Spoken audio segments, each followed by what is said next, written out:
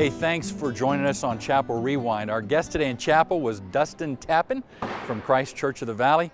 Great church here that's having a great impact. So Dustin, thank you for being here. I'm really curious what your thoughts are about your experience today, what's going on here at Grand Canyon. This is the second time I've been to chapel. So I was here a year ago. Obviously it's bigger, and so you can't deny the fact that it's growing in that way. But the impression that I got when I'm standing in the front and I'm looking back at everybody else was I was blown away at how many people were just worshiping. You know, they can stop in the middle of their school day and flip the switch, and all of a sudden they're worshiping. And then they're probably off doing something completely different right now. And so I'm impressed with that. And that shows that you've got people that are already in line with Jesus and are already doing the faith thing, so that this is not a shock to the system. This is just a part of their regular routine. It's great. Your message is so critical to a college student's experience, which is being committed to the church and being involved in what God's doing in the community and not just what's going on campus. So we're obviously all thrilled with what's happening here at GCU, those of us that work here day in and day out. But your message today about being committed to the local church, getting involved, plugging in, talk to us a little bit about your thoughts. What's underneath that? What's in your heart and soul about the idea of being committed to the local church? I've been a youth pastor for a long time, and throughout the years we have seen kids come and kids go, and when they go off to college and as they grow up into their 20s, we definitely see the pattern that the statistics demonstrate, and they show us that there's a lot of people that walk away from the church. And specifically college-age kids, when they get into this routine where they are in a community and they have some other outlets of being spiritual through some type of a group or a club, they find themselves just not needing the church, and as a result then they think that the church doesn't need them because it can just keep on moving without them.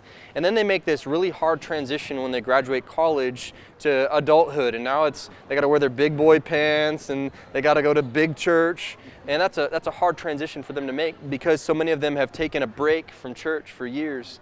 And so one of the things that I was hoping to demonstrate tonight or today in the message was how important it is for this age group today to get plugged back into the church, to find a way to serve. And I think it's a little bit more than just attending. It's actually finding a place where you can contribute, you can make it better, you can use your giftedness through that church.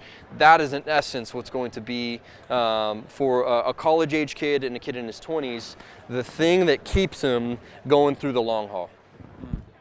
A lot of churches would love to have this many young 18 to 25-year-olds plugged into their fellowship.